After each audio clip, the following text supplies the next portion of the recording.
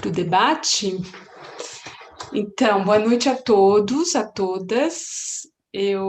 Temos aqui a grande satisfação de dar início ao nosso quarto encontro deste ano, trazendo mais questões que vão tratar da temática da clínica com a infância.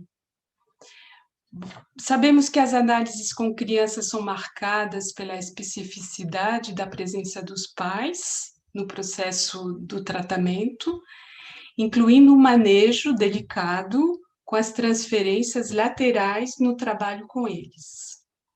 E é justamente pensando nessa imbricação entre pais e filhos, que vai muito além da presença efetiva deles, que temos o prazer, hoje à noite, de receber a psicanalista Tatiana Inglês Mazzarella, que vai nos falar sobre o não dito e a transmissão psíquica entre gerações.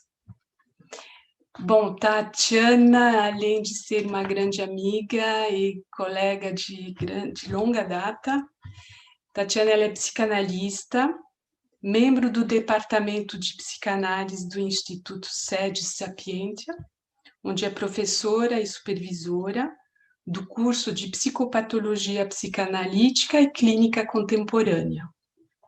Mestre e doutora em Psicologia Clínica pela PUC São Paulo, supervisora do programa Contato do Instituto Fazendo História, professora convidada do curso de Pedagogia e na pós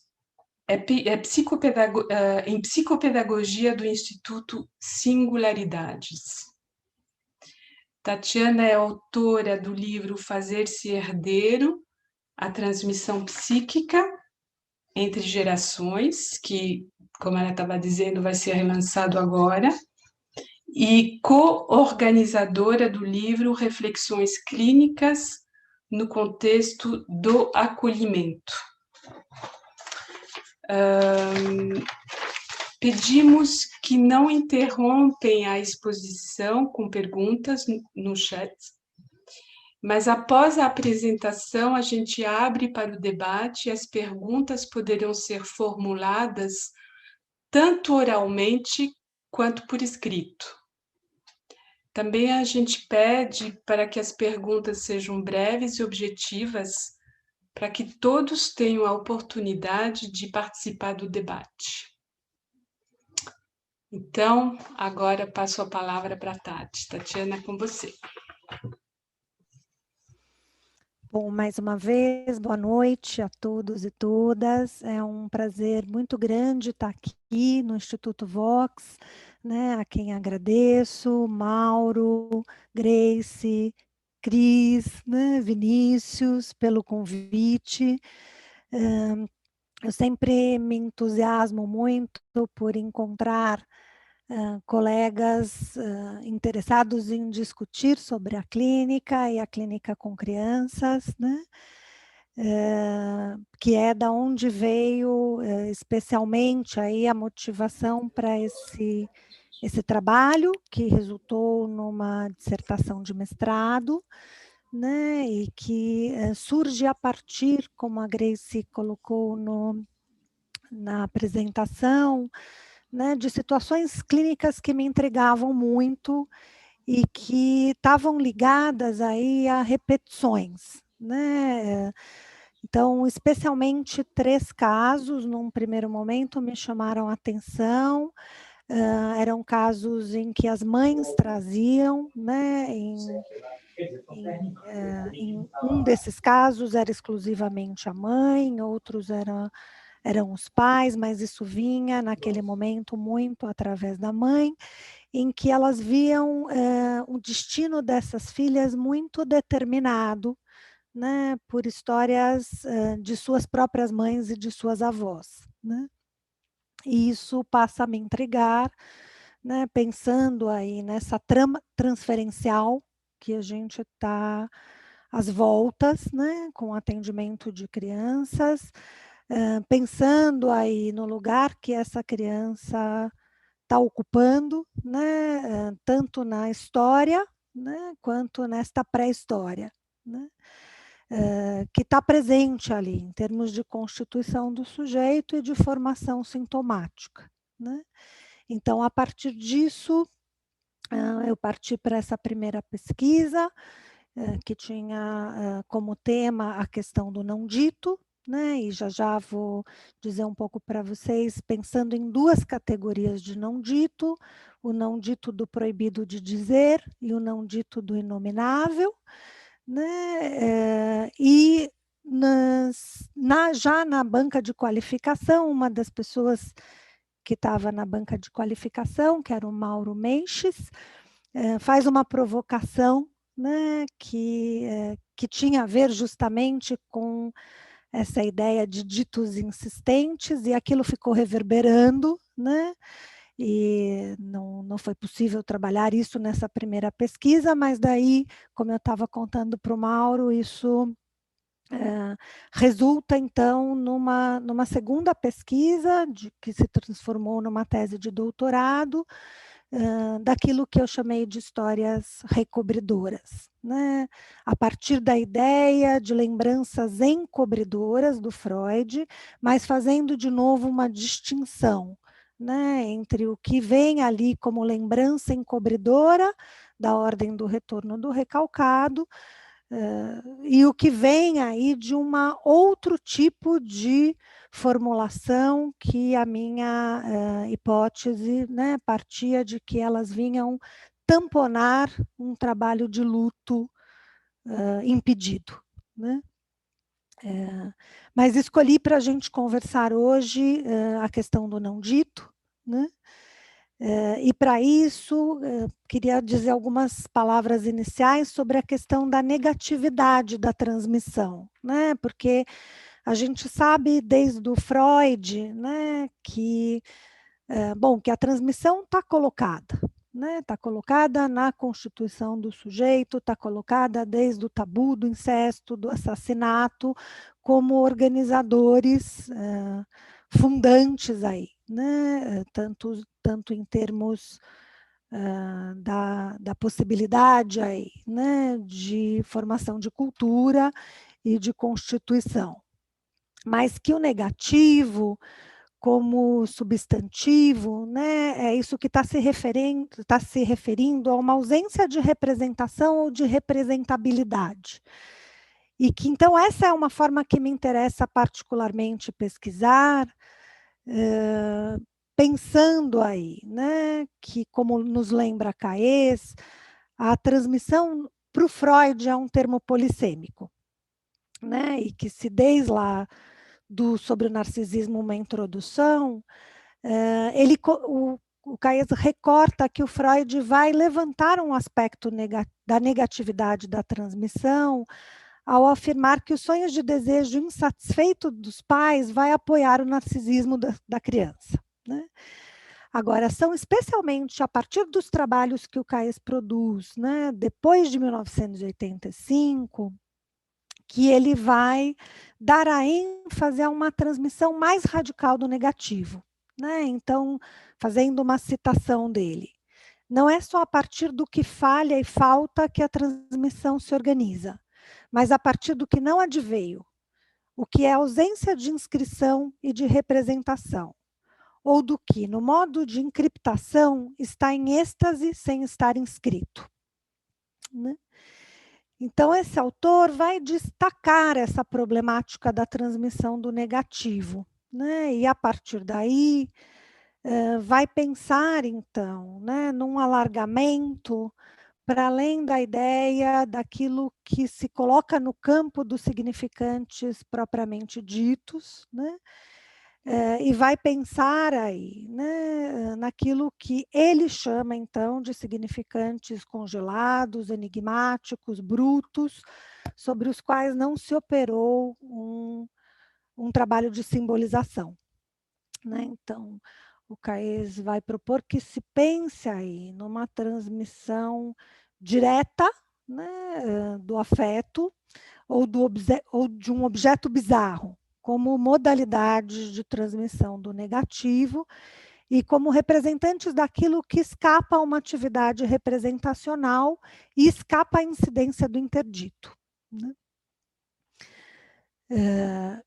E aí a gente pode, acho que, pensar a partir daquilo que o Freud trabalha, em além do princípio do prazer, daquilo que o Lacan cunha como com o conceito de real, né, desse campo que, onde não pode ser simbolizado, né, nem na palavra, nem na escrita, onde tem um resto impossível de transmitir, mas que, paradoxalmente, é aquilo que reaparece sempre como objeto da transmissão.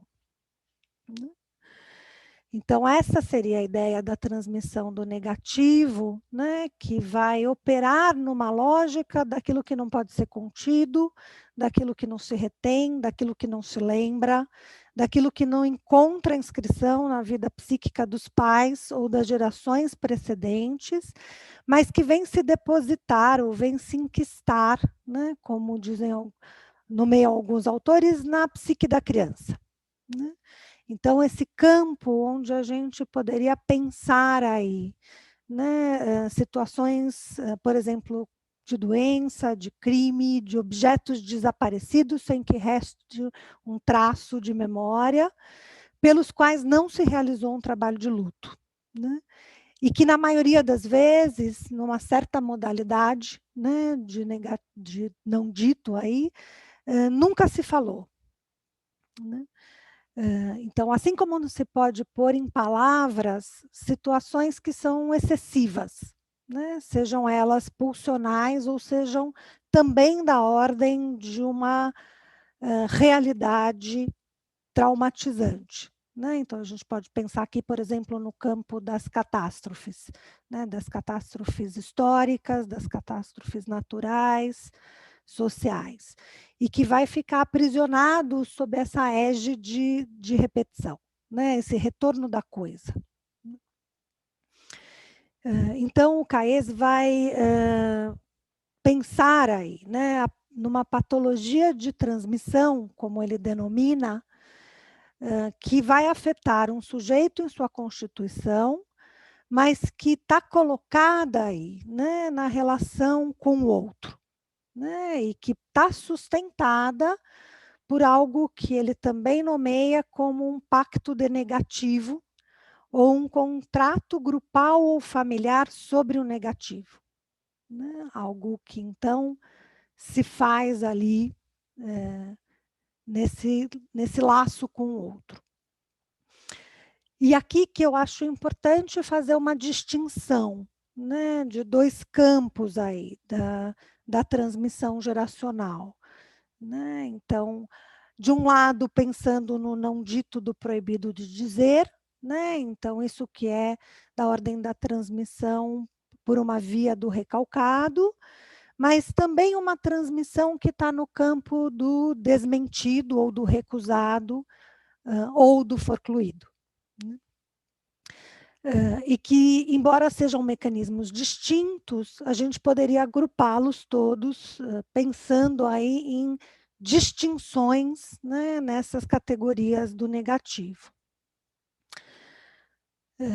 Porque quando a gente vai se referir, então, ao denegado, né, do recalcado, é algo que, para ser negado, passou por uma etapa de enunciação, né, e passou por uma inscrição.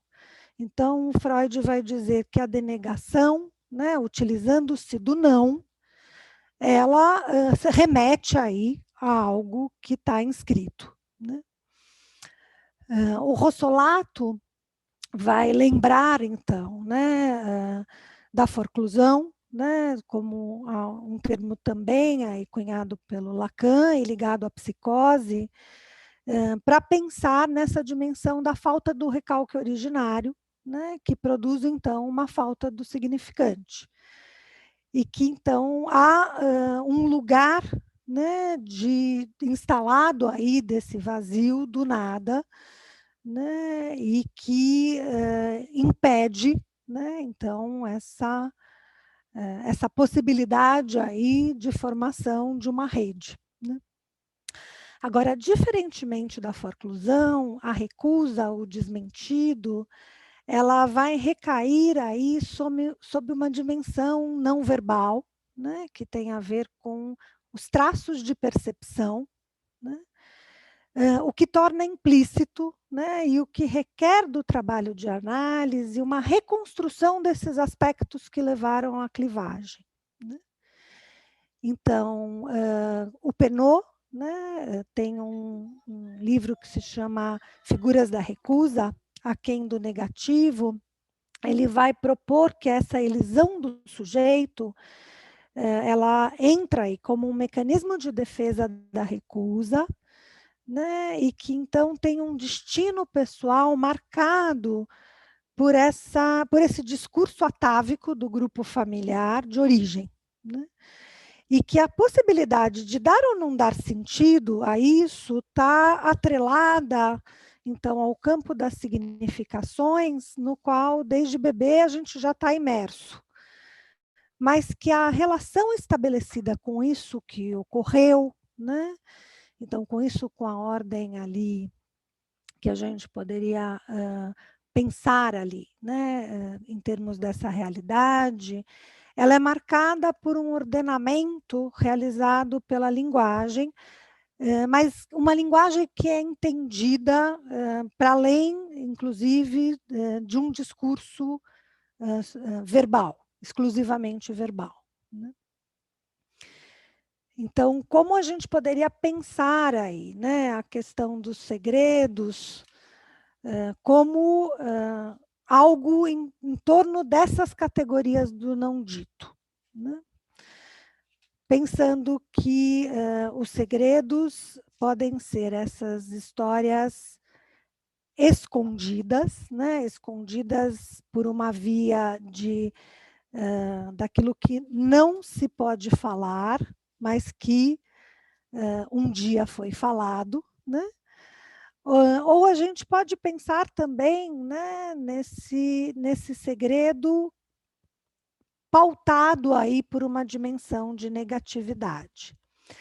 Agora, vocês poderiam me perguntar, bom, mas por que isso interessaria particularmente no campo, né? Se a gente sabe que a questão dos segredos, elas fazem parte, né? Elas fazem parte da Constituição de todo sujeito, elas fazem parte de toda a família. Então, no que um segredo, né, de um analisando pode diferir do outro, e no que um segredo pode entrar aí numa via de entraves, né, de formação de sintoma, né, ou mesmo de entraves na Constituição, né? E por que alguns segredos insistem, né? E aí acho que a gente pode abrir essa possibilidade de pensar, né, no segredo como uma forma privilegiada de transmissão psíquica entre as gerações, né? Mas, de novo, acho que aqui vale a pena a gente distinguir, né, essas categorias de segredo, como eu dizia antes para vocês, né, que é o segredo do proibido de dizer, do segredo do inominável, né? Porque no segredo, como interceptação do dizer, tem uma proibição que é deliberada, pelo menos a princípio, pelo menos ali na raiz, né? E que pressupõe, então, essa interdição. Disso não se fala, né? E que isso já, essa proibição, né, ela já aponta aí para algo que está ocultado, né, e que geralmente tem alguma correlação com vergonha, com culpa, mas que elas insistem, né, e que nas gerações seguintes, vez por outra, surgem como o retorno do recalcado. Eu vou trazer uma vinheta clínica para a gente falar um pouco mais sobre isso, né? Já no não dito do inominável, né, a gente está lidando com uma outra categoria, eu penso, do segredo, né, que é essa categoria de um segredo do qual não se falou, né, que não se tinha palavras para tanto, que é um segredo que está fora aí desse registro do inscrito, mas está transitando na descendência, né? Como indizível, como não ligável, como enquistado, como forcluído, enfim, né? À margem desse trabalho psíquico possível e fadado a uma repetição como uma tentativa de inscrição, como uma tentativa ali de alguma representabilidade, né? Assim como nos sonhos traumáticos, né? Então são esses segredos que, como não ditos, eles permanecem apenas insistindo, né? E buscando ali uma via de inscrição, né? E nesse sentido, tem uma autora, Granjon, né, que ela vai chamar atenção para esse possível caráter traumático e também alienante, né, desses acontecimentos não elaborados, né? Na minha segunda pesquisa, então, que resultou na tese, né, de doutorado, eu trabalho com essa ideia de vivência distinta de experiência, né? Pensando justamente aí que tem uma dimensão de elaboração que permite uma vivência se transformar em uma experiência, né? Então, aqui quando ela está falando, né, desses acontecimentos não elaborados, eu vou entendendo que ela está falando desse campo de vivências, né? Disso que não se torna uma experiência, né? E que nesse sentido, né, então comporta aí afetos que não foram tolerados, que não podem ser pensados, que não podem ser representados, que não podem encontrar ali, né, uma possibilidade de que essa força e essa violência do campo de um acontecimento traumático possa se transformar, né, e possa, então, ganhar palavras, né, ou ganhar um silenciamento, mas um silenciamento que tem ali uma possibilidade de falar, que acho que é diferente desse silenciamento que eu estou marcando aqui, que vai fazer aí, né, reaparecimentos nas gerações seguintes, de outra forma que não essa do proibido de dizer. Porque essa dimensão, então, né, que ultrapassa essa barreira do simbolizável, que está fora da linguagem, nesse campo das vivências que são transmitidas por outras vias que não a do recalque, né? E aqui a gente tem um campo onde isso aparece muito na clínica, né, pensando aí nessa referência ao ataque ao humano, né? Em que são experiências excessivas ali, de vivências excessivas, né? Que a possibilidade de aproximação, né, é aterrorizante, né? Como se falar é fazer existir novamente, né? Sem nenhuma possibilidade aí de elaboração. Então, aquilo que não ter palavras para dizer, né? Ao mesmo tempo, é ficar à mercê do que não pode circular como imaginado, e muito menos, então, como simbolizável. Então, essa autora vai destacar o poder de alienação que tem esses acontecimentos dolorosos, né? E o Bengozi, que é um psicanalista que trabalha bastante aí com catástrofes históricas e sociais, né?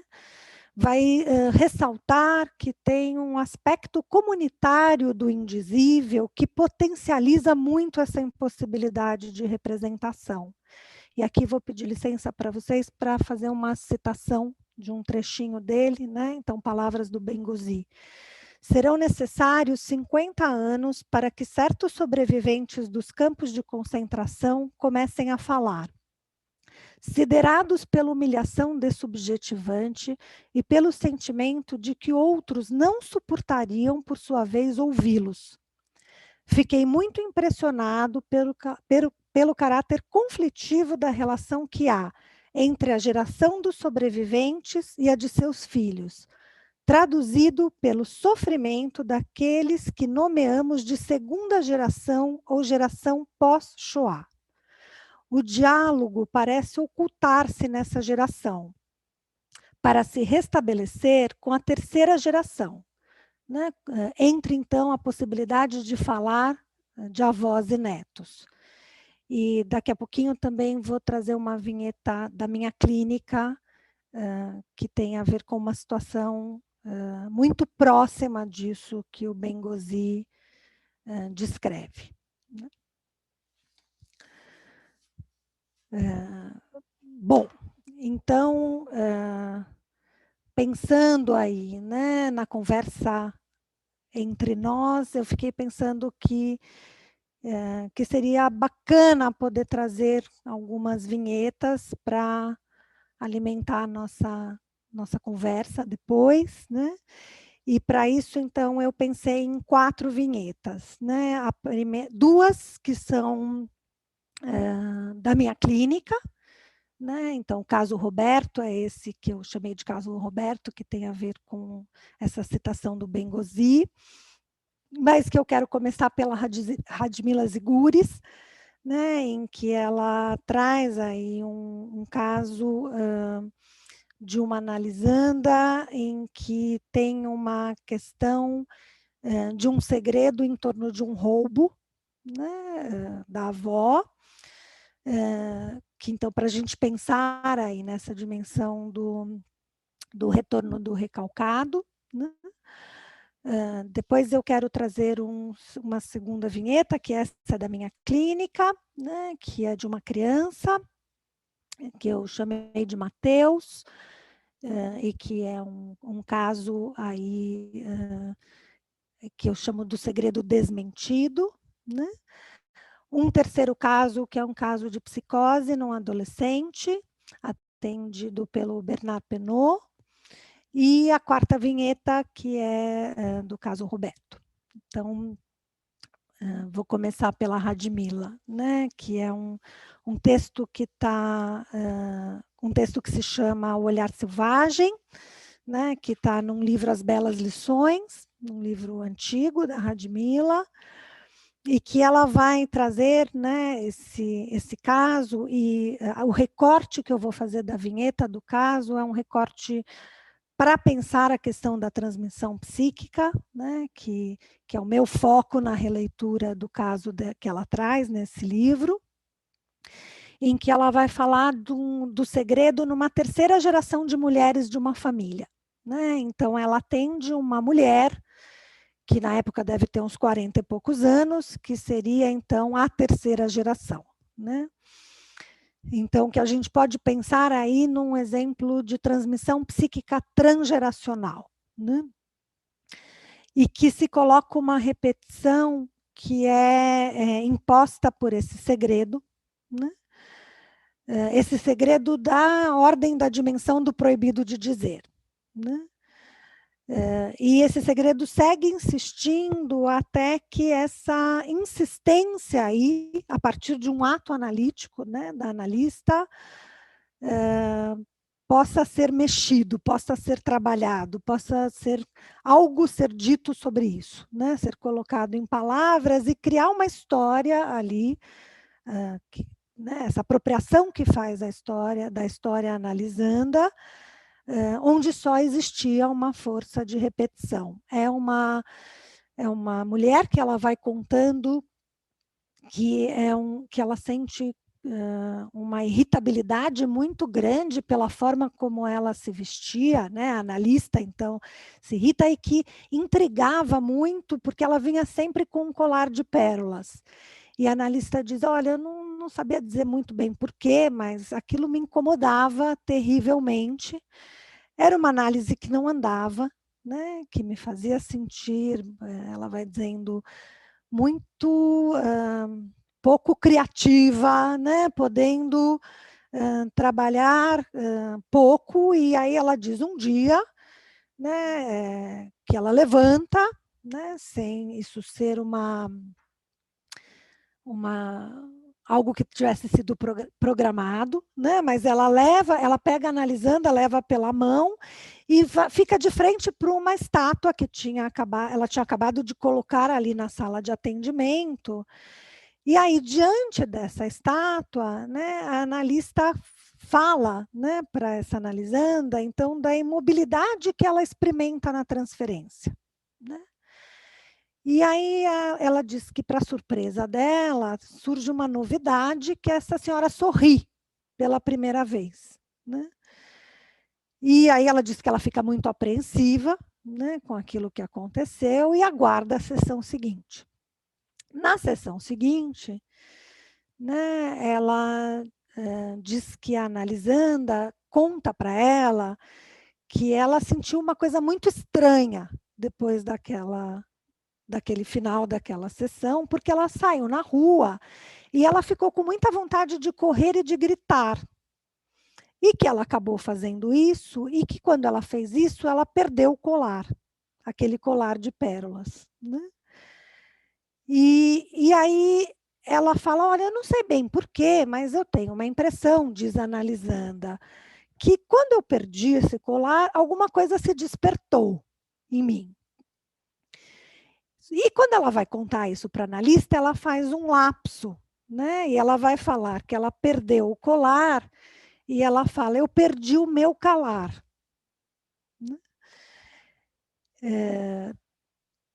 E analisando, então, né, pela primeira vez, desde o início daquela análise, fala do colar, né? Fala pelo lapso, né?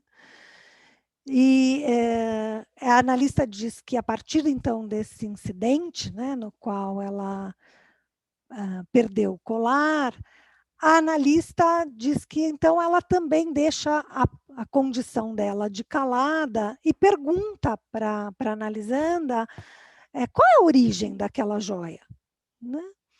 E ela diz que ela não sabe responder, que ela nunca tinha perguntado para ninguém sobre essa joia, né? Ela tinha recebido da mãe e ela usava. Mas a Radmila vai dizer que, simultaneamente, durante todo esse tempo, né, essa analisanda sabia uma coisa, e ela conta isso que ela sabia. Ela sabia que ela não podia perguntar, né? Ela sabia que desse colar não se falava, né? Então, esse segredo que guarda essa complexa dimensão, né? Ela sabe que ela não pode conhecer, né? Embora ela não saiba muito bem o quê, né? Então, essa mulher que portava sempre esse colar, né, ela vestia o segredo, né? Ela portava o colar e, portando o colar, portava o calar, né? Então, esse colar como uma referência a esse calar. E é o lapso que traz aí essa abertura para falar do segredo, né? Então, o que me parece, né, que tem algo que vem a partir aí, né, do ato analítico, que tem a ver com esse ato de movimento, né, de pôr algo em movimento. Essa possibilidade de romper o silêncio, né? E aí começa a aparecer algo, né, dessa história, né? Então, esse lapso, que é ele que traz à tona a verdade do inconsciente e que restitui essa possibilidade de pensar, né? Ou institui essa possibilidade de pensar, de conhecer, e não ficar mais assujeitada a esse errante dessa herança. Então, se por um lado esse segredo subtrai algo do sujeito, né, por outro é ele que faz o elo entre as gerações. E aí a analisanda resolve perguntar para a mãe, né? Segue um tanto a análise, ela resolve perguntar, e aí ela fica sabendo, quando ela pergunta, que esse objeto remete a algo muito desagradável, né, que foi herdado pela mãe, que a mãe nunca pôde usar, né, mas que ela supunha que, então, a filha poderia, porque como a filha não conhecia essa história, não tinha acesso ao que se passara, ela ia poder usufruir dessa joia que ela própria, mãe, não tinha podido. que é um doce engano, né, gente? Porque ela herda aí com o colar, né, também a dimensão desagradável da história, como nomeia a mãe, né? Que o inconsciente se encarrega disso, se encarrega muito bem, né? Mas ela ainda não tinha aberto aí para essa filha qual era a dimensão desagradável, né? Essa é a primeira forma que recebe essa história. Mas a analista diz, bom, que ela tinha ali algo que ela supunha, né, que tinha uma dimensão de infelicidade ligado a isso. E aí, um tempo depois, né, essa mulher fica sabendo que a avó dela tinha ido trabalhar em outro país e tinha ficado muito seduzida pelas joias da patroa, né, e tinha roubado todas as joias, e para não ser presa, né, fez um acordo, devolveu as joias, mas ela ficou com esse colar, né, e aí voltou para o país de origem, né, e esse tinha sido, então, o colar que essa analisanda usava, né? Então, se nessa vinheta do olhar selvagem, né, a gente está diante desse retorno do recalcado, que submete às novas gerações, nessa próxima vinheta, que é um atendimento de um menino de 10 anos, né, eu acho que a gente está aí num campo para pensar um outro tipo de não dito, né, esse não dito que eu chamei do segredo desmentido. Né, esse que se encontra numa categoria que não se constitui nem propriamente num proibido de dizer, mas também não é da ordem do indizível, né? Isso que está a meio caminho. Então, a vinheta, né, eu chamei de um caso a meio caminho entre o segredo e o indizível, Mateus, o menino Barbie, um segredo desmentido. Os pais de Mateus, eles me procuram e me dizem que eles estão muito preocupados com os desenhos que essa criança vem fazendo, né? São desenhos sempre muito sujos de sangue, onde tem corpos despedaçados, né? Onde eles vão vendo mais do que uma agressividade, uma destrutividade, né? Que eles reconhecem aí nessas imagens produzidas, e eles estão querendo saber do que se trata, o que se passa com essa criança, que eles descrevem nas palavras deles, como um menino fechado que não fala sobre o que sente ou pensa.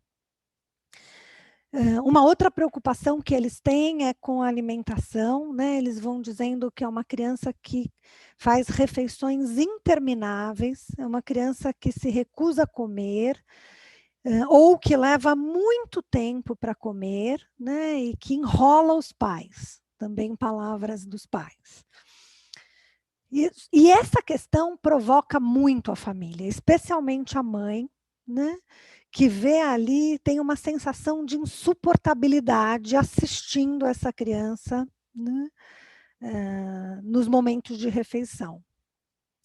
E uma terceira preocupação que eles trazem tem a ver com a relação que o Mateus tem com o irmão mais novo, né, que eles vão dizendo que ele rivaliza o tempo todo, né, que eles acham que aí ele expressa toda a agressividade, que ele ofende o irmão, que ele intima e que ele usa para isso não só palavras, mas a força física, né, e que eles têm medo que essa criança, de fato, chegue a machucar seriamente esse irmão.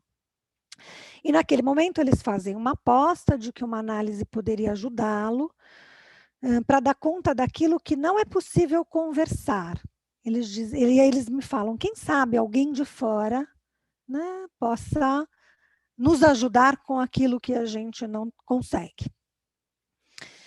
E logo que eu começo, então, a atender o Mateus, por um longo período, né, ele traz para análise, especialmente por meio dos desenhos e de brincadeiras, questões que são bastante relevantes e que articulam o campo da oralidade e da destruição. Então, são monstros terríveis que atacam, que mutilam, que destroem corpos. Esses corpos, eles se despedaçam, né, em muitas partes, se esparramam por todos os lados. E eu começo a propor, então, que ele conte essas histórias que ele imagina, o que ele pode imaginar a partir dos desenhos, para que eu escreva, né? E essa intervenção que eu faço tem a ver com buscar ali entender se há uma possibilidade da construção de uma narrativa partindo das imagens que ele produz. Então, a gente leva ali alguns meses, né, em que ele passa a investir e detalhar esses desenhos. Num primeiro momento, ele faz isso só com uma caneta esferográfica. Depois ele começa a colorir, né? E na verdade ele começa a ensanguentar esses desenhos com um guache vermelho, né? Que, enfim, que fica por toda a sala, né? Que ocupa todos os espaços. E que essas histórias, então, a partir desses desenhos, vão dando palavras a essas angústias que estão ligadas a temáticas de criaturas devoradoras e disputas mortíferas. Bom, paralelamente a isso, vão surgindo algumas brincadeiras, né? Paralelamente a esse momento em que já se constituem essas narrativas, né? Um tempo 2. Vão surgindo umas brincadeiras, especialmente com bola, e com frequência ele desafia as regras do jogo, né? Então, ele propõe que a gente jogue, mas ele não acata, né, as regras, e ele vai dizendo que eu roubo ele, né? Ele se sente roubado o tempo todo por mim. Eu vou pontuando para ele essas tentativas de confrontar, né, de confrontar a lei. Eu vou afirmando que tem coisas que não dá para a gente fazer, né, e que o próprio enquadre do nosso trabalho se constitui também por algumas coisas que a gente não pode fazer, né? E que, naquele momento, ele tem muita dificuldade de dar conta disso, né? Então, a cada sessão, esse jogo volta, né? E eu vou tendo a necessidade de reafirmar quais são os limites, né? Até que ele começa, então, a fazer uma brincadeira que é, ele olha para mim, né, era uma sala que tinha um ventilador, e ele ameaça jogar alguma coisa, é verão, né, então o ventilador está funcionando, e ele ameaça jogar alguma coisa na pá do ventilador, né? E aí eu me lembro dos corpos dos desenhos, né, e eu penso ali, né, nessa dimensão de poder trazer à palavra aquilo que está prestes a ser atuado, né? E aí eu digo para ele, você não vai jogar a bola no ventilador, porque se você fizer isso, a bola vai ficar em pedaços, né? Num primeiro momento, ele se surpreende com aquilo que eu falo, né? E que tem ali uma dupla dimensão, né, de interdição, mas de nomeação antecipatória ali, né, daquilo que ele está prestes a fazer. Aí ele fica um tempo em silêncio e ele diz para mim que era exatamente isso que ele estava buscando fazer, né? Que ele queria ver a bola, ou ele queria ver outro brinquedo qualquer cortado em pedaços pelas pás do ventilador. Bom, e a essa primeira, então, né, situação, vem várias outras repetidas e recorrentes, e o que começa a acontecer é que a gente começa a falar dos possíveis efeitos daquilo que ele está ali, às voltas com atuar, esses efeitos que podem se produzir, né? E aí ele começa a falar, mas e se eu jogar com o ventilador mais devagar? Né? Mas e se a gente fizer uma bola mais grossa? Né? Mas e se eu jogar de um jeito que passe entre as pás? Né? Bom, e a partir daí ele começa a trazer gibis para as sessões. Né? E o primeiro gibi que ele traz, e a gente lê junto, né, tem questões bastante importantes na história, né? Em uma dessas histórias, o que tem é uma interdição à entrada de uma criança num filme para adultos. E a gente conversa, então, sobre essa história do gibi, né? E o que ele faz? Ele vai para baixo do divã e se coloca numa posição fetal, né? Embaixo do divã. E eu digo isso para ele, né? Que ele está como um bebezinho, né? Dentro da barriga da mãe. Ele olha para mim, sorri, encerra a sessão e ele diz: o seu relógio está atrasado. E acho que aparece aí uma coisa muito interessante, que é esse descompasso temporal, né? E que ele coloca um atraso no meu relógio, né? Que é algo que parou no tempo enquanto outra coisa seguiu. E eu achei essa fala dele muito interessante, muito reveladora, do que aos poucos pode ir aparecendo, né? E reaparece numa segunda história de um outro gibi que ele traz, né? E que essa história é de um menino viciado em revistas de mulher pelada, né?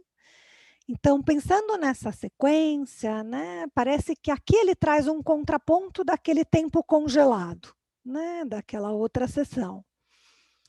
E se, por um lado, ele vai procurando aí se referir a algo do lugar do bebê, né, imaginado ali, né, nesse útero, por outro, ele não está indiferente às questões de um púbere, né? Então, diante dessa dupla dimensão, né, ele passa a criar histórias e a gente passa a representar essas histórias na sessão, numa espécie de teatro, né? Que são sempre histórias que têm um final trágico, né? E que ele vai me dizendo: Tatiana, não há saída, não tem saída, né? E como são essas histórias? São histórias que têm algo acontecendo, então um desabamento, uma queda no precipício, eu lanço cordas para ele, né, para o boneco, mas as cordas se rompem, né, a gente sucumbe aos precipícios, são precipícios intransponíveis, a gente vai literalmente ao inferno, né, sem qualquer garantia de que vamos voltar, né? E, bom, começa a perceber que a gente anda por terrenos perigosos ali, buscando essa medida possível, né, para algum tipo de atravessamento. E começam a aparecer, então, jogos que ele tem que vencer, né, ele tem que vencer de qualquer jeito, né? Que perder ali, né, vai colocando uma dimensão de quebra narcísica, né, e vai aparecendo um entrelaçamento aí entre o Édipo e o narcisismo, né, de maneira que ele vai trazendo essa castração como vivida em termos de uma ameaça de morte, né, que ele teme morrer se ele se separa, né? E eu começo a dizer para ele que ninguém morre porque vai seguir uma regra, né? Que perder não é morrer, que viver implica em dar conta, né, desses acordos. E aí começam a surgir alguns desenhos que trazem o personagem da bicha, né, nas palavras dele. E que, contra, então, essa personagem da bicha, tem inúmeros ataques, né, tem uma violência tremenda, e que aí ele me diz, palavras dele: a testa foi quebrada, a bochecha amassada, e o Max Steel, de tanto bater, ficou com as mãos sangrando. Essa foi uma boa lição, bebezinho. Eu matei esse cara. Dei um soco tão forte na barriga que a bicha cuspiu sangue. E eu fico me perguntando sobre esse excesso, né? Que me parece que tem aí uma reação que traz algo transbordante, né? ele vai encenando, então, essas lutas violentas, esse final trágico, que ora resulta na morte de um boneco que ele chamou de boneco Barbie, né? E ora na morte dos dois envolvidos na luta. Em geral, era o boneco Barbie lutando com o Max Steel. Então, esse Max Steel que ele conta aqui, o personagem, ficou com a mão sangrando porque ele matou o boneco Barbie, né? E aí, mais uma vez, o guache vermelho, que estava mais posto de lado, né, reaparece nas sessões, inunda as sessões, vão aparecendo uma série de batalhas sangrentas, mas que agora está colocado nesses personagens, né, nesse enredo aí com os bonecos, que é uma forma de representar com uma super intensidade dramática, mas que acho que já deslocado daquele início, né? Onde, num primeiro momento, eu cheguei a me perguntar se era uma criança psicótica, né? E que, bom, o que essa intensidade dramática aí traz, né?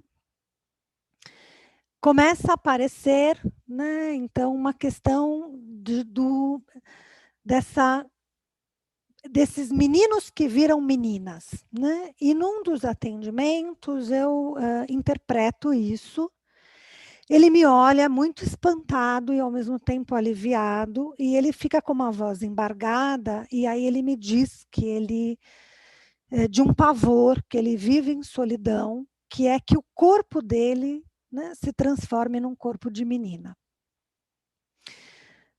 E aí vou citar, fazer uma referência de novo a Granjon, né, quando ela vai dizer que, bom, pode haver um depósito numa criança e não uma doação a ela, né, daquilo que não foi elaborado pelos pais ou por um dos pais.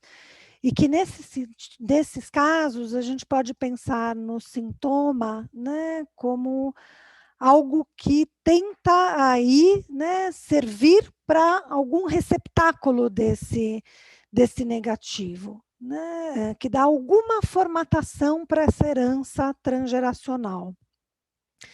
E essa autora vai dizer que ela acha que as análises individuais não funcionam nesses casos, o que eu discordo, eu pessoalmente, né? Ela sempre indica aí que seja um campo das análises familiares, né? E eu discordo, né? E eu discordo a partir da minha prática do trabalho com crianças, e eu penso que, a menos que ela considere, né, que um trabalho com crianças é um trabalho individual, né? Não considere essa trama transferencial que o trabalho de crianças nos coloca, né? E aí, em uma da sessão com os pais do Mateus, a mãe dele começa a falar que ela está pensando muito sobre o posicionamento dele diante das questões sexuais, né? Que ela acha que tem alguma coisa estranha na forma como ele conversa com os amigos e como ele fala desse assunto, né? E o que ela chama de preconceituoso ou distorcido, né? Ela diz que ela resolve, então, conversar com ele, pois ela percebe que o filho tem ficado muito curioso pelas questões da sexualidade. E aí ela fica muito espantada, chama atenção como ele se refere de uma forma muito pejorativa aos amigos da escola que ele julga serem homossexuais, né? E aí eu pergunto para eles o que eles podem pensar sobre isso, né, os pais. Fica um silêncio impressionante, né? Eles trocam olhares, e aí a mãe que toma a palavra, dizendo que ela acha importante me contar, mas ela sabe que o marido dela não vai gostar do que ela vai me dizer, né? E aí ela me conta de que o avô paterno, né, foi viver com o sócio, alguém que já frequentava a casa da família há muitos anos, quando o marido dela, pai do Mateus, era adolescente. E junto com isso, ela diz que a sogra dela é uma mulher muito mandona, que a sogra sempre foi o homem da casa, e faz uma associação, então, entre a homossexualidade do avô e a falicidade da avó materna, sua sogra, com quem ela tem uma relação bastante distante e conflituosa. Então, a mãe do Mateus tenta falar desse segredo, né? Então, dá palavras àquilo que ela supõe estar presente nesses sintomas do filho e, quem sabe, também algo em torno daquilo que ela nomeava como as dificuldades do marido. Ele se mostra extremamente refratário, né? Ele recusa qualquer consequência desse fato, né? Para alguém, né? Então, ele não vê nenhuma ponte entre o sofrimento do filho, né, e a escolha do pai de viver, né, uma outra relação, e o quanto aí tem algo que, bom, eu fico me perguntando no que implicaria para esse homem, né, considerar aí que isso pode ser um campo de sofrimento, que poderia considerar em termos dele próprio, né? E aí eu penso, né, a posteriori, que aqui a gente tem um segredo com essa característica especial, né? Porque ele não é compreendido pelo pai de Mateus como algo que tem ali alguma relevância. Então, palavras dele. Acho que isso não tem nada demais. Não vejo diferença entre ter um pai homossexual ou heterossexual. O que importa foi o que ele foi como pai para mim. Né? Bom, e acho que ele está falando aí uma coisa bastante importante, mas que, junto com isso que ele fala, né, ele traz essa dimensão do que isto não importa. Né? Então, se isso não importa, não se fala sobre esse assunto em família. Né? E o Mateus encontrou com esse avô umas 2 ou 3 vezes, né, durante toda a vida. Eram famílias que viviam em países diferentes, né, e que essa distância, então, ajudava a configurar o paradoxo desse segredo, porque não tinha nada para ser escondido. Né? Então, eu penso que tem uma recusa aí, né, do pai do Mateus, que provoca efeitos tanto no pai quanto no Mateus. Em termos transgeracionais, né, penso nessa transmissão através das 3 gerações, né, entre, bom, o que se passa ali com o avô, os sintomas do Mateus e, entre eles, uma dimensão desse não importa do pai. Né? O Mateus não recusa a homossexualidade do avô. Ele teme em si próprio, né? Como se corresse o risco de encarnar aquilo que fica recusado pelo pai. O conteúdo do segredo está intimamente relacionado à questão que traz essa criança. Né? E que me parece que essa passagem, né, por essa recusa do pai é muito importante e produz efeitos, né, na organização, então, psíquica do Mateus. Né? E entre a saída de casa do avô e a apresentação, então, desse conteúdo pelo Mateus, né, eu penso que a recusa do pai parece ter contribuído com aquilo que me parecia, num primeiro momento, um funcionamento psicótico dessa criança. Né? Bom, a terceira vinheta, né, que eu chamei de E por Falar em Indizível, a Infância do Delírio, um caso de psicose infantil de Bernard Penot, né, é um atendimento de um adolescente numa instituição para adolescentes. Né? Então, esse jovem, eu vou tentar fazer um resumo, estou vendo que o tempo, já ultrapassei meu tempo, né? Então, nesse caso, né, eu acho que o analista faz um trabalho que ajuda a entender como é que esse delírio ele vai entrar ali, né, tentando dar conta de uma falha simbólica, né, que tem a ver também ali com uma dimensão de simbolização dessa história familiar, que estava registrado só como traços perceptivos, né, e que é o delírio de um jovem que era possuído, né, por um cantor russo, de nome Ivan Rebrov, né, e que então esse adolescente só falava nesse cantor, só cantava como ele, reproduzia exatamente os gestos desse cantor, né, e que o Penaud vai descrevendo, então, que se trata de uma compulsão, tem uma dimensão do aquém do princípio do prazer, né, aquilo que a gente poderia pensar a partir do Lacan como uma repetição da Tiquet, né, diante, então, da qual não tem uma representação possível, mas tem essa insistência do que eu gosto de chamar de apresentar, né, em contraposição ao representar, na figura dessa formação delirante. Então, o Paul é o filho único de um casal que se casa muito jovem, né? A mãe disse que ela se casou, palavras dela, com um coleguinha da escola, né? E que quando essa criança nasce, ela diz que ele não correspondia aos desejos dela, né, que era muito difícil aí dar conta dele, né, e que ela acha que eles se faziam muito mal.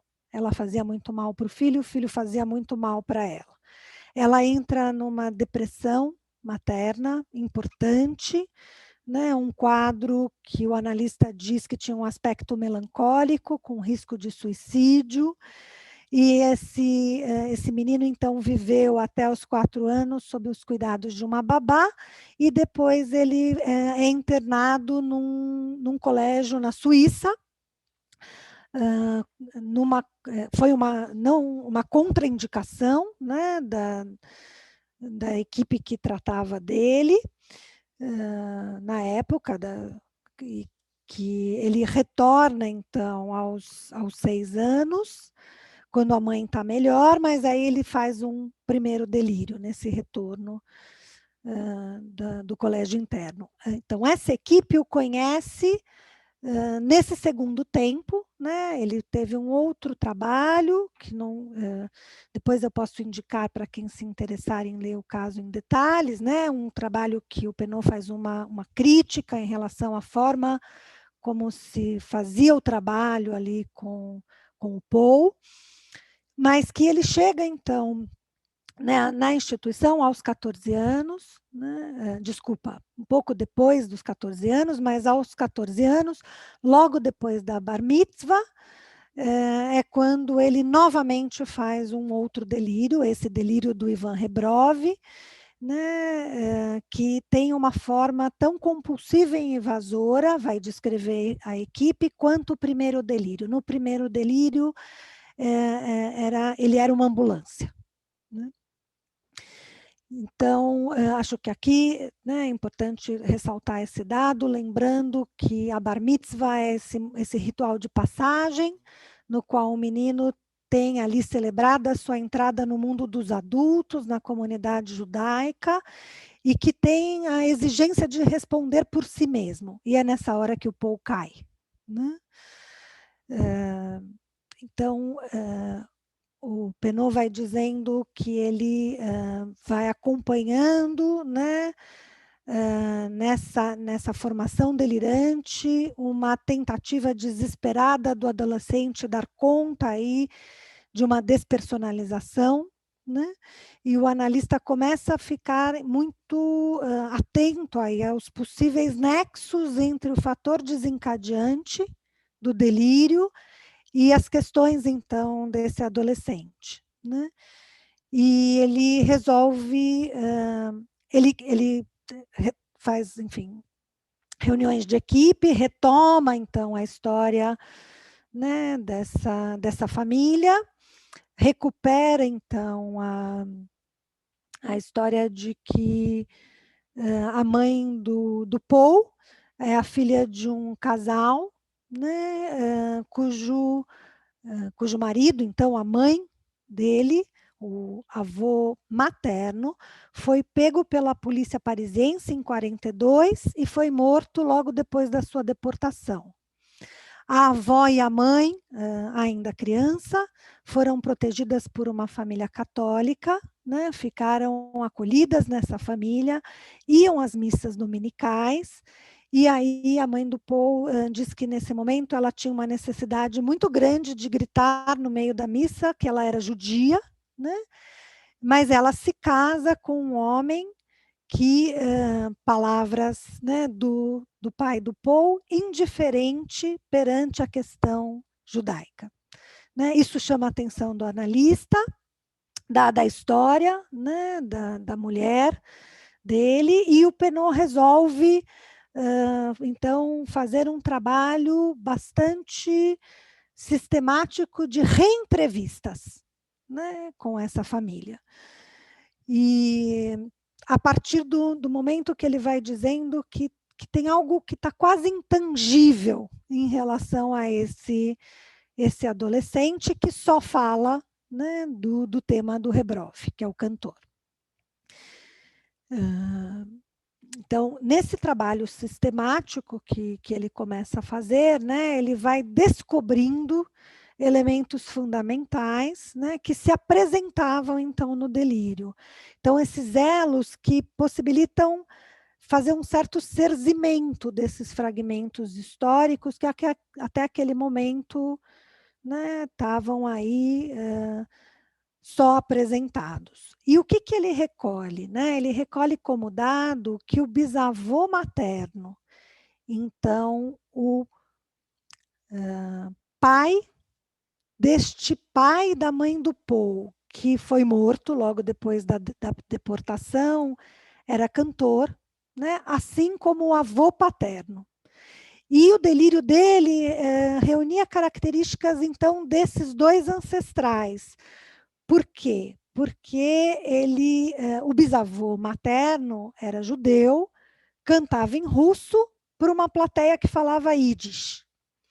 O avô paterno, francês, cantava operetas francesas. Então, quando ele vai falar dessa condensação do delírio, né, o analista diz que o Rebrov, né, cantava aí em alemão, né, e isso remetia ao colégio interno, no qual Paul viveu, né, então, ali durante esse período da depressão materna. E que as duas sílabas do nome do cantor remetiam ao nome do avô materno, morto na guerra. Então, aí se estabelece mais uma afinidade entre o repertório em russo do cantor, a retomada dos fragmentos da tradição judaica da Europa Oriental. Né? Então, esses elementos que compunham o delírio não estavam ali por acaso. Né? O Rebrov ganhava, então, por meio da condensação do processo primário, um estatuto de representatividade das questões do Paul, embora estivesse muito longe de ser representado por ele próprio. Né? São esses fragmentos históricos que não chegam a formar um romance, né? Esses fragmentos presentes no delírio do Paul se tornam a chave, então, para o trabalho analítico com aquele adolescente, né? E que aqui eu entendo que é a concepção do analista acerca da natureza do seu trabalho, do seu referencial teórico de apoio, que faz uma diferença. Né? Então, é esse trabalho de análise que é efetuado pelas bordas, que parte dessa escuta minuciosa de uma história que não se compôs. Então, a gente observa aqui os efeitos da Verloiung, né? Essa não admissão de significação, esse valor dos fragmentos constituintes da história familiar. Então, essa transmissão de um furo que se apresenta sob forma de um delírio que busca recobrir esse furo. Então, essa recusa operando na mãe do Paul, uma clivagem importante que fazia com que ela mantivesse em si duas correntes não conflitantes, né? Diante dessa história familiar, é uma mãe que se casa com um homem não interessado pela questão judaica, e como então esse homem poderia fazer a função paterna, né? Então, na psicose do Poe, o delírio apresentava esse não dito das gerações anteriores, como resultado da lacuna entre esse acontecimento da primeira geração e a recusa na segunda. Então, o Poe traz uma encarnação de uma história não construída, de um mito familiar não realizado, né? Acho que aqui a gente tem um exemplo dessa ideia que o Lacan traz da psicose na terceira geração. Então, espero que com essas vinhetas eu tenha trazido alguns elementos clínicos, né, para pensar na tarefa de cada ser humano, né, na apropriação de uma herança, como que a gente faz uma história própria, ao mesmo tempo como a gente se inscreve, né, como a gente é inscrito numa genealogia. Se por um lado aponta para a feitura de um mito que passe a integrar a biografia, por outro, precisa levar o sujeito à constatação do impossível de ser conhecido. A representação tem seus limites sempre, mas a posição subjetiva ante a impossibilidade de ir além difere muito daquela que supõe uma impotência para ir além. Nomear o impossível é inscrever a possibilidade de saber e reconhecer os limites do representável. O analista escuta a negatividade da transmissão como um eco ruidoso de sua repetição para além do analisando. Este trabalho lhe exige recorrer às suas próprias zonas de silêncio para que, munido de suas referências conceituais e de sua própria análise e do espaço de discussão com um supervisor ou outro colega, possa disponibilizar sua capacidade representacional diante do impensável. Contudo, muitas vezes, no indizível, esta disponibilização só é alcançada após a percepção da repetição e de sua apresentação ou reapresentação no campo transferencial. Ora, isso coloca o analista no imperativo da tolerância à fragmentação, ao sem sentido, à violência, ao traumático. Enfim, há uma clínica que exige intervenções para além das interpretações. A escuta da transmissão psíquica geracional por parte do analista permite interpretações, construções e atos analíticos que apontem no sentido do reconhecimento pelo analisando de sua alienação em face do herdado. Buscar no não dito, recalcado ou indizível os fragmentos significantes é buscar uma possível saída, um ponto de basta para as redes mortíferas da repetição. Essa vertente aponta para a temporalização do traumatismo, pois sendo tal o trauma a perpetuação de um presente infinito de sofrimento, que atravessa gerações e deixa marcas na descendência, temporalizá-lo é colocar um ponto. É possível fazer outra coisa, para além de seguir repetindo eternamente. Seja por meio da construção de um mito que passe a integrar a biografia de maneira singular, seja por meio do reconhecimento de que, daqui para trás, é impossível de ser conhecido. Aqueles que talvez pudessem responder já morreram. Agora cabe a você a questão de fazer com que isso que está perdido... Cabe a você a questão do que fazer com isso que está perdido, escondido ou sepultado. Assim, a relevância da temática da transmissão psíquica geracional para a psicanálise está intimamente associada ao binômio teoria e prática. A teorização permite circunscrever a experiência clínica, especialmente em suas dificuldades e percalços. Organizar um novo campo de saber permite a ampliação da escuta. Ao mesmo tempo, o estudo das reflexões e da teorização já disponível possibilita para a clínica a fertilização de terrenos ainda pouco visitados, a discussão dos casos desafiadores do fazer clínico cotidiano, constituindo-se em outro aporte para a aproximação daquilo que, por sua própria natureza, tende a escapar à escuta. possibilitar uma escuta mais aguçada do analisando, através do tempo, das gerações, restituindo a ele o que lhe pertence, discriminando isso do que carrega indevidamente, como sobrepeso. Essa é a contribuição dos estudos acerca da transmissão psíquica geracional, especialmente em sua dimensão de negatividade para a clínica psicanalítica. Obrigada.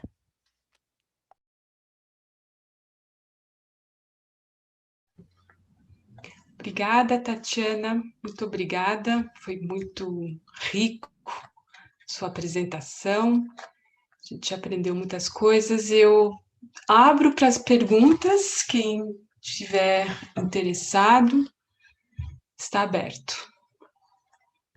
Tatiana, cadê você? Muito obrigada pela sua apresentação, pela riqueza de tudo que você pesquisou e traz para a gente. Em todas essas vinhetas clínicas que você traz, muito ricas, né, por sinal, o que a gente localiza aí é que há um momento, né, o analista não se coloca desde o início, pelo que eu entendi, diante de uma família, por mais que ele acolha o romance familiar, como você diz, né? Mas há um momento onde ele é convocado, né, a entrar, né, a convocar o pai, a mãe ou a história, né? Eu acho que em todos os casos o analista é convocado num determinado tempo, né? A estranheza diante do colar. O que você diz sobre isso? Esse momento do analista entrar, né? Isso vem pelo acolhimento, na transferência. Sim, Cris, acho que tem algo aí, né, que vem a partir da escuta, né, e da escuta disso que eu vou chamando de indícios, né,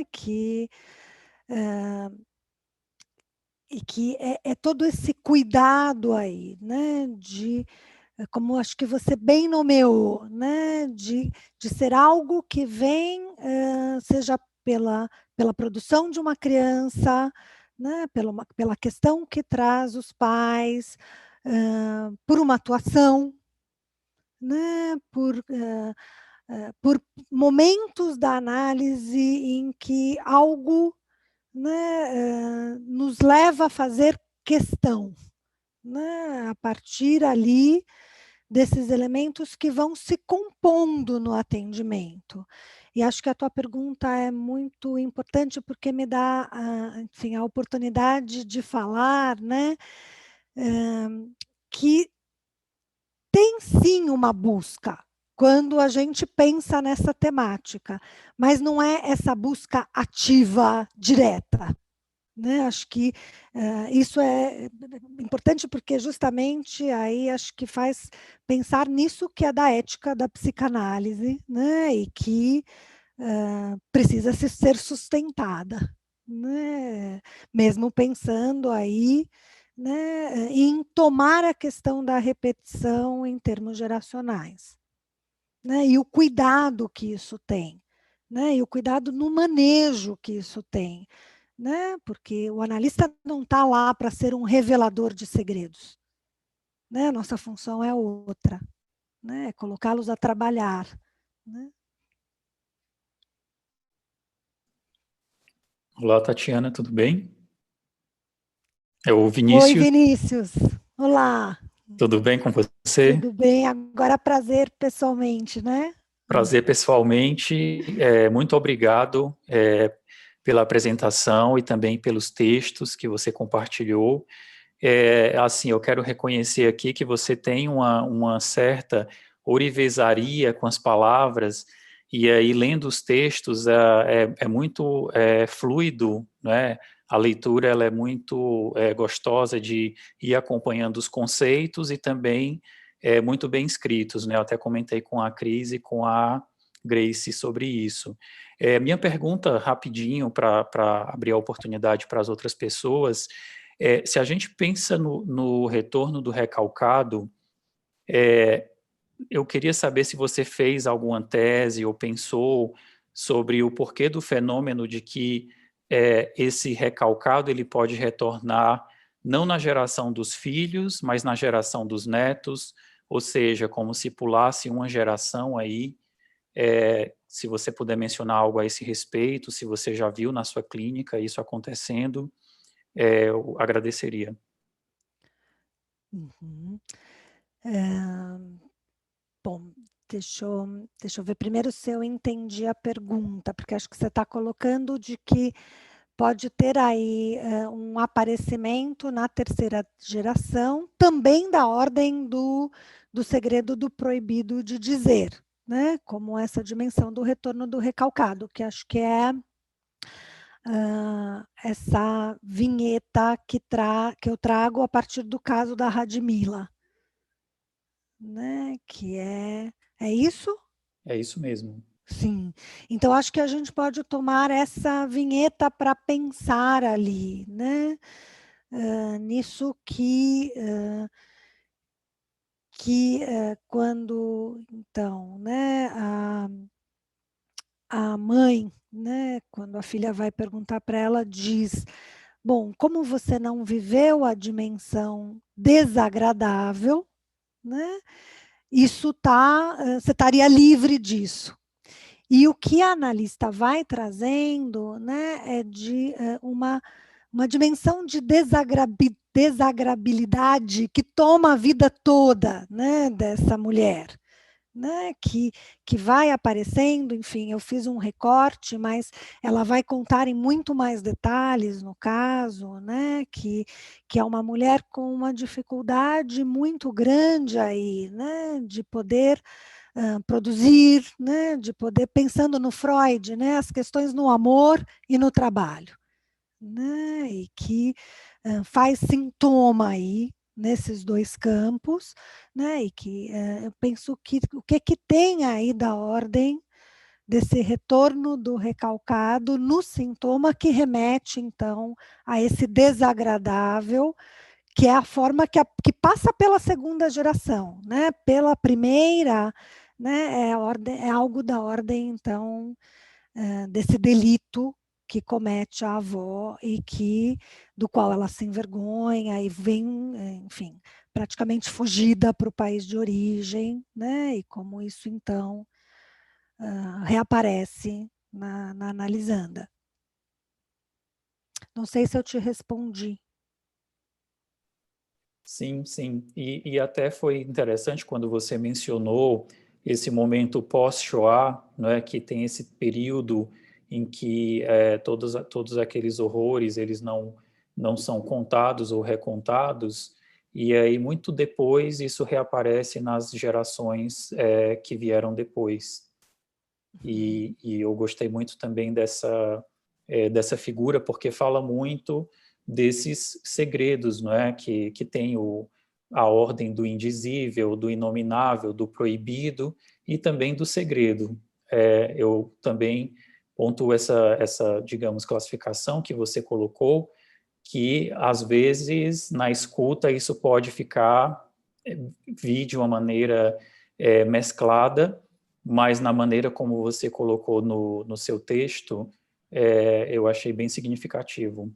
Obrigado.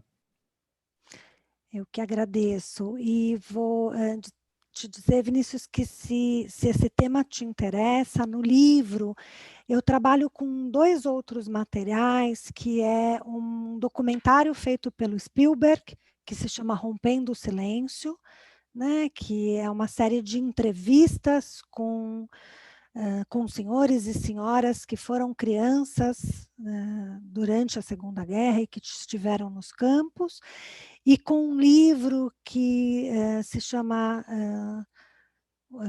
Tu Carregas Meu Nome, Herança Maldita dos Filhos dos Nazistas Notórios, né?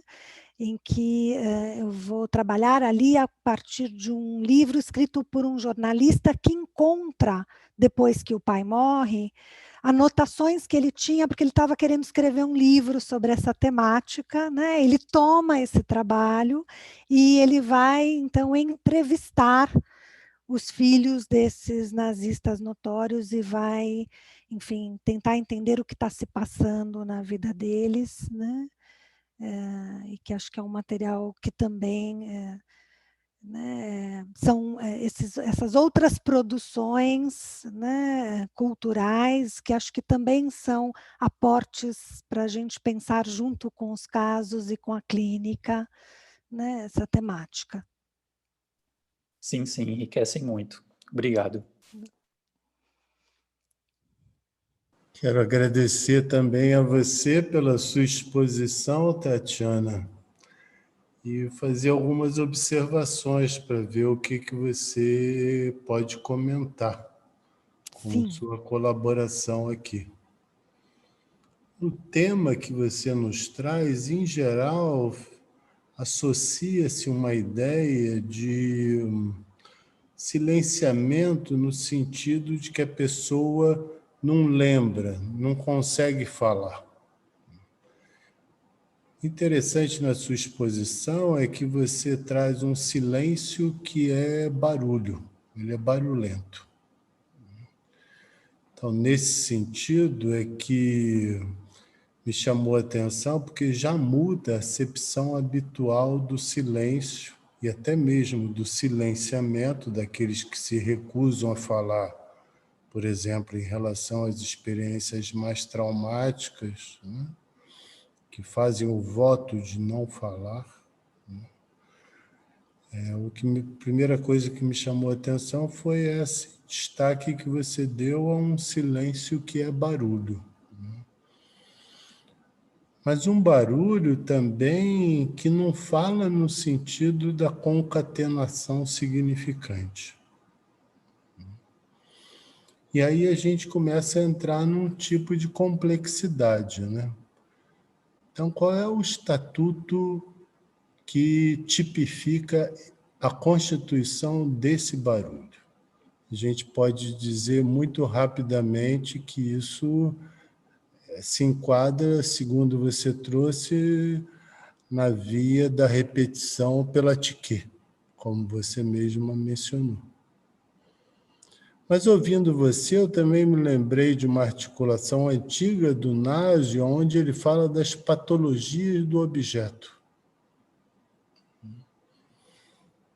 em que se transmite um determinado objeto para a criança, seja geracional ou intergeracional, que não é palavra, mas ele chama de objeto exatamente porque vai mexer na economia desejante do sujeito. Aquilo vai fazer diferença como uma espécie assim de bola de ping-pong, como se fosse de chumbo, fazendo aquele peso. Então, esse acréscimo que eu fiz é com o objetivo de você, se você estaria de acordo, de poder, ao não elencar pelo lado do significante, poder dar mais fundamentação a essa outra direção de como isso se constitui e como tipificar a constituição disso que é transmitido. Sim, Mauro, acho que isso faz muito sentido e desde a minha pesquisa, né? E para isso eu vou me aproximar aos autores Abraham e Torok, né? Que vem aí numa linha ferenciana, né? E pensar nesse objeto aí, né? Que eles dizem que fica encriptado, né? Isso que não se comunica, né, com nenhuma outra coisa, mas que tem uma consistência nessa encriptação. Isso. Né? Ou naquilo que eles chamam do fantasma, que não é a fantasia. Né? O fantasma como espectral mesmo, como essa assombração que tem uma presença consistente. Né? Eu achei interessante como você formulou a questão do barulho, porque é exatamente isso. Né? Que acho que você foi por essa outra via que me intrigava na clínica, que é assim, tem um ruído, né? Tem uma coisa aqui que eu escuto, mas que eu não escuto propriamente por essa via mais encadeada, né? Mas está aqui, está presente, está consistente, isso insiste. Como é que eu vou trabalhar com isso? Né? Onde é que eu vou botar isso? Né? E é a partir daí que eu começo a estudar, enfim, a buscar esses autores que estavam ali às voltas com essa temática. Né? E acho que tem, então, um grande número de autores que trabalham aí na via da teoria de objeto, que vão trabalhar com esse tema. Né? Mas que o meu caminho não foi exatamente esse. Né? Foi tentar construir um outro caminho, né? Em que tem uma dimensão desse objeto consistente, né? Mas que, bom, aquilo que depois eu vou trabalhar mais diretamente com isso na tese, que é pensar nessa articulação do pulsional e da significância. Né? Quando eu penso lá, então, a questão da vivência, a experiência tem a ver com essa articulação, né? E pensar essa articulação. Então, acho que tem alguns autores, você lembrou do Nasio, né? O próprio Caes vai fazer uma referência ao que ele chama de objeto bizarro, né? Que é essa forma de presença, né? Que eu acho que a gente pode fazer alguma aproximação à ideia da melancolia, por exemplo, né? A concepção da melancolia. A ideia de objeto bizarro, ela é me parece muito boa, pelo menos para começar a articular a questão, porque no nível, vamos dizer assim, mais metapsicológico, né, que a gente está procurando discernir, realmente tem alguma coisa da causa do desejo que não articula, que não passa para a cadeia significante. Fica parado ali. Sim. Parado e vai transmitir exatamente esse peso que vai ser responsável pela repetição. Mas eu, quando insisti com você nesse aspecto, é porque também me parece que há uma particularidade aí no que se refere à abordagem das famílias, porque se a gente situa metapsicologicamente assim, também não se trata somente de fazer com que as pessoas possam trazer os seus depoimentos com mais ou menos constrangimento. Até porque isso compromete muito além de um depoimento, né? Pegando o exemplo do pai do menino que tinha lá o problema do pai dele com a homossexualidade, né? Então, para poder levar um sujeito desse minimamente a se comprometer com o que está em jogo, não é só chegar e ele poder contar ou não contar. Sim. Eu acho que aí tem uma particularidade que eu gostaria que você pudesse também comentar a partir da sua experiência.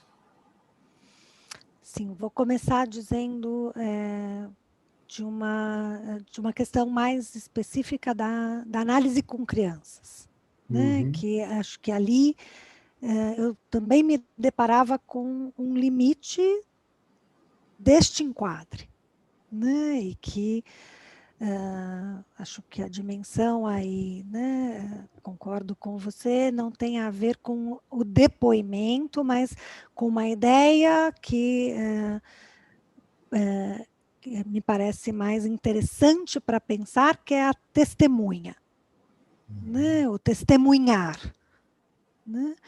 E que, bom, se a análise é um testemunho de si, né, tem uma dimensão do processo de análise, que é o analista poder fazer testemunho para a construção de um testemunho de si, quando algo disso se encontra ali seus percalços, seus entraves, suas dificuldades. Então,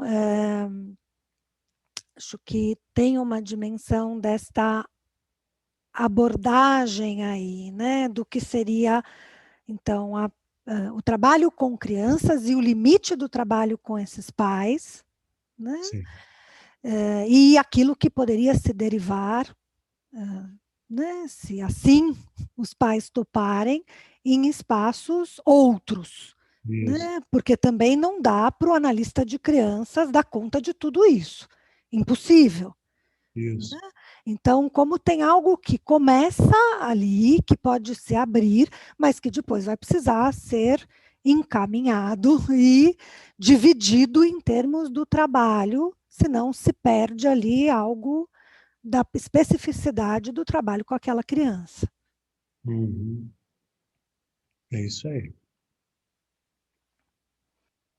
E acho que essa é uma diferença, né? Que é uma temática que surge com os analistas de família, né? E eles defendem ali esse trabalho como um trabalho em família, e eu discordo, né? Eu acho que a gente pode fazer uso dessas referências, né? E pensar toda a questão metapsicológica nas duas dimensões, no grupo familiar, mas também na singularidade aí, e pensar aí, bom, como a gente trabalha dentro desses dispositivos, inclusive de adulto, onde a gente não vai ter pais ali para dizerem.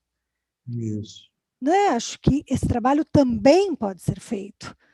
Né? Eu tenho um outro caso que eu não trouxe, enfim, que está lá no meu outro trabalho, que é de uma adulta. Né? E todo esse trabalho aí com a transmissão psíquica nesta análise. Né? Porque essa adulta que eu atendia, ela era a geração do meio.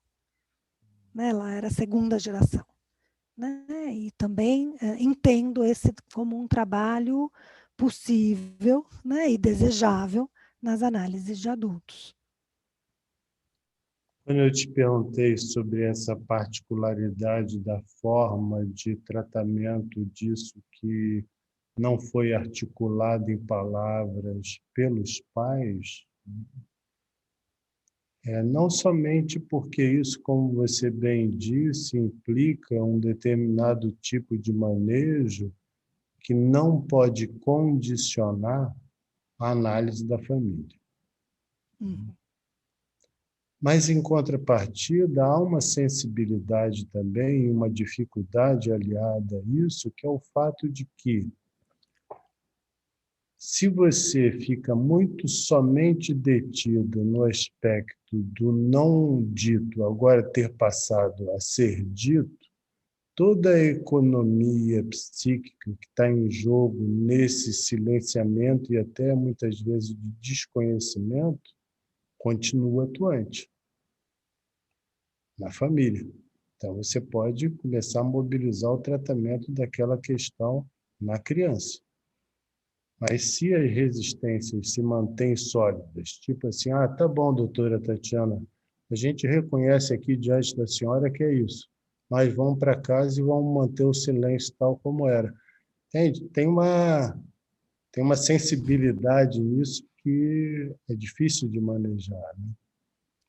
Sim, e acho que esse é todo o campo da psicanálise com crianças, né? Assim, que a gente pode pensar no segredo e a gente pode pensar também em outras questões, né? Em outras formações sintomáticas, que é como a gente está o tempo todo aí, né? Lidando com essa complexidade.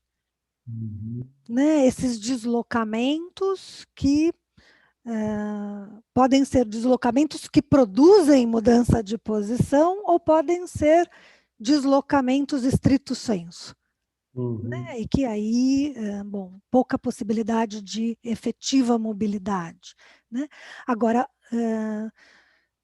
para algumas crianças, surpreendentemente, né, ali onde a gente tem muito pouca chance de trabalhar com os pais, né, eles não abrem isso. Surpreendentemente, para algumas crianças, tem um trabalho com ela que vai. É incrível Então, isso, acho que né? é incrível, é surpreendentemente incrível. Né? Então, acho que tem uma dimensão sempre que é no caso a caso, né? Mesmo. É que mostra também que, em termos de metapsicologia, como a gente estava conversando, a expressão que você usou desse objeto, como é que foi mesmo que você... Bizarro. Objeto bizarro, ele realmente pode ser metamorfoseado numa nova economia subjetiva que é a da criança, né? Uhum, sim, Não necessariamente isso vai se manter tal como foi na referência geracional. sim. E que acho que essa é a aposta do trabalho, né? E esse é o trabalho que muitas crianças fazem sem que a gente nem fique sabendo, porque elas não chegam para atendimento, né? Ah, Fazem na vida. isso, isso. Tatiana? Oi, Vinícius.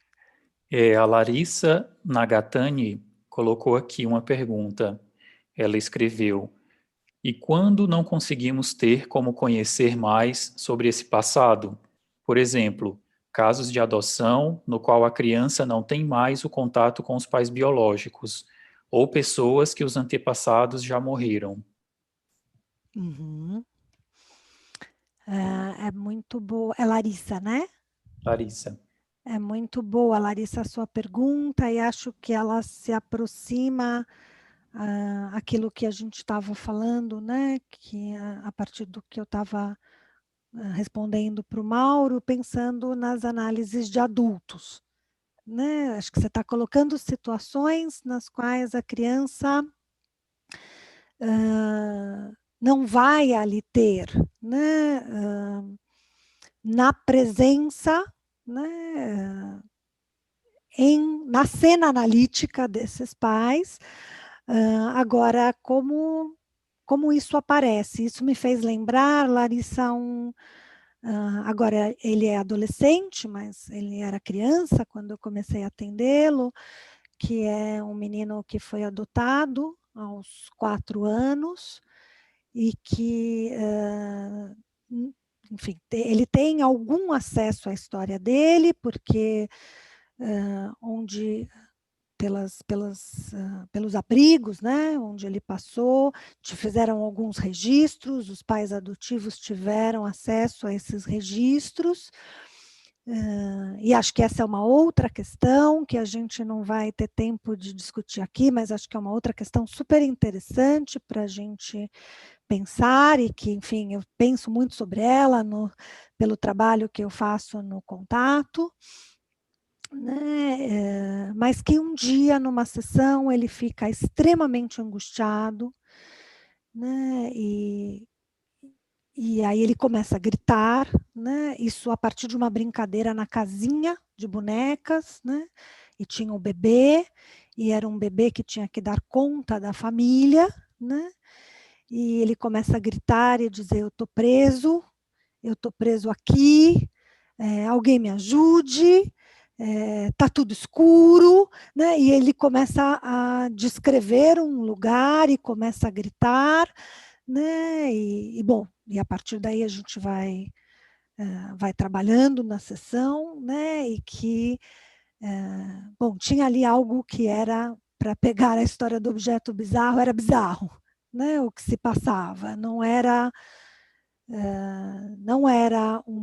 fazia parte mais do enredo, tinha sido completamente disruptivo com a brincadeira, né? Ele não estava mais brincando, não era mais possível brincar, mas isso que se apresentava ali, né? E que acho que traz algo dessa dimensão que conhecer, né? Exatamente ali como fatos, a gente não vai conhecer, mas a gente nunca conhece os fatos. Né? A gente conhece aquilo que vem a partir do que se viveu. Isso não são fatos. Né?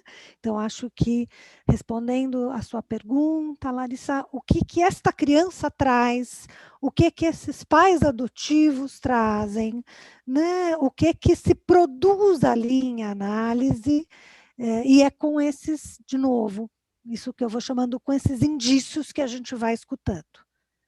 Né? E o que pode ser ali trabalhado, né, imaginarizado, simbolizado, articulado durante o trabalho.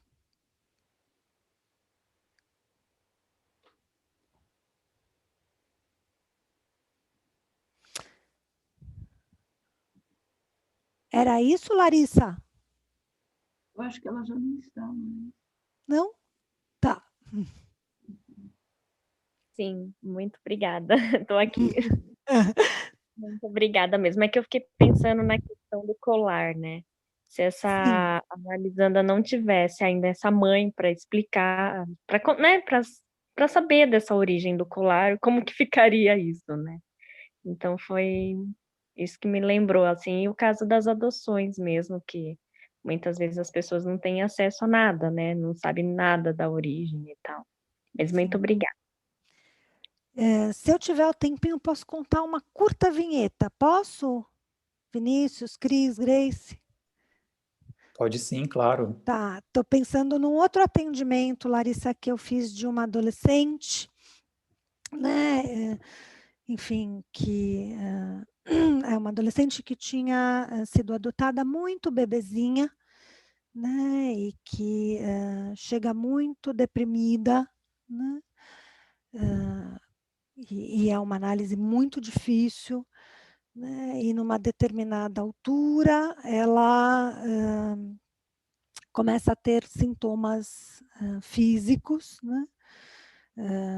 E aí ela vai criando toda uma história, né? Em que ela, então, me diz que ela imagina que ela tem uma doença, que é a mesma doença que a mãe dela tinha, né? Então, ela faz uma construção ali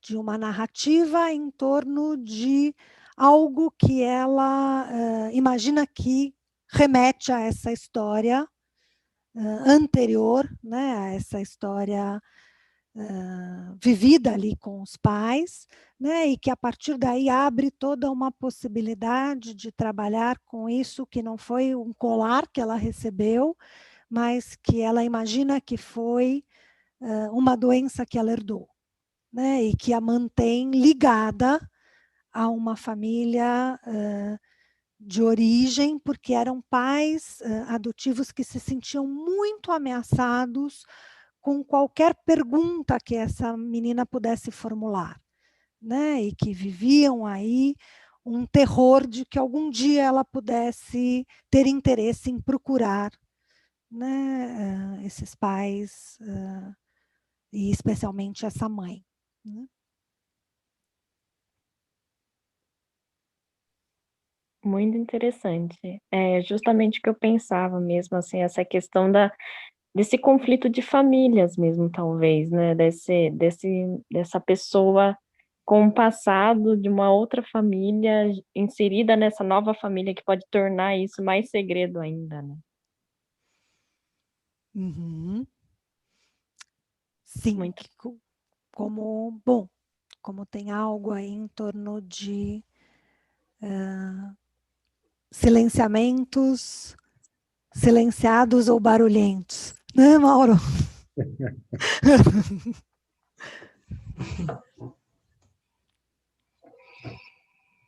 Muito bom.